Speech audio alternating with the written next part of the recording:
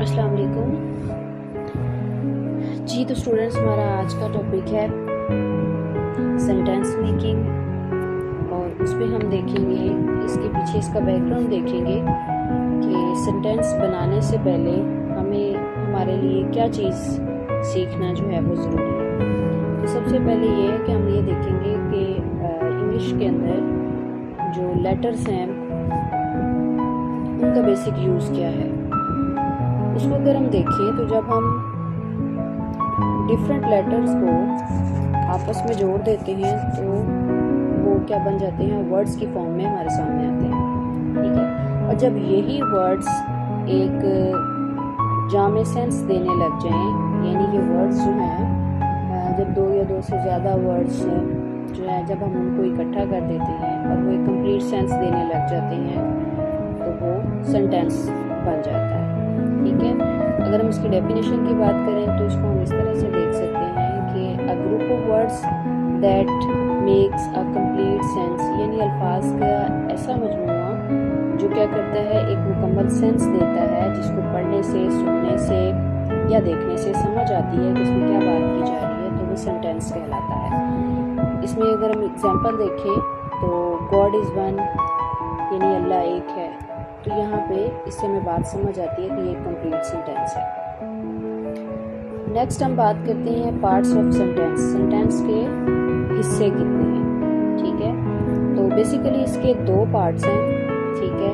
उसमें अगर हम देखें तो सबसे पहला जो है वो सब्जेक्ट है और दूसरा प्रेडिकेट है। सब्जेक्ट को अगर हम आम लफ्ज़ों में मैं आपको समझाऊँ तो उसके लिए हम वर्ड यूज़ करते हैं फाइल का, और प्रेडिकेट के लिए ये सेंटेंस का वो पार्ट होता है जिसमें फाइल जो है उसने जो काम किया होता है उसके बारे में बात की जाती है, कि यानी खबर दी जाती है कि फाइल ने क्या किया। तो सब्जेक्ट की पहले डेफिनेशन देखते हैं। द वर्ड आर वर्ड्स, यानी लफ्ज़ या अल्फाज, डिनोटिंग द पर्सन, ठीक है, आर थिंग, किसी शख्स या उस चीज़ के बारे में बात करते हैं या उसको जाहिर करते हैं, about which something is said is called subject.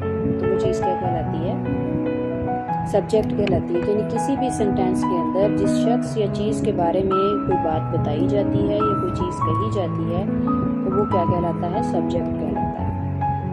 यहाँ हम एक एग्जाम्पल देखेंगे। फर्स्ट करें एग्जाम्पल हमारे पास है, suppose Komal is singing a sweet song. इसमें कोमल के बारे में बात की जा रही है, कोमल एक सुहाना गीत गा रही है, तो कोमल इज अ सब्जेक्ट, ठीक है। अब हम आते हैं प्रेडिकेट पे। प्रेडिकेट क्या होता है, ये मैंने आपको कहा कि सेंटेंस का वो पार्ट होता है जिसमें सब्जेक्ट के बारे में हमें इंफॉर्मेशन दी जाती है कि उसने क्या किया।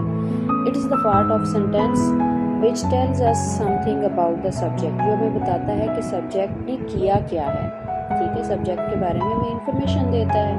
तो हम जो हमने ऊपर एग्जांपल दी थी, अगर हम उसी को कैरी करें तो उसमें हम देखते हैं कि Komal is singing a sweet song.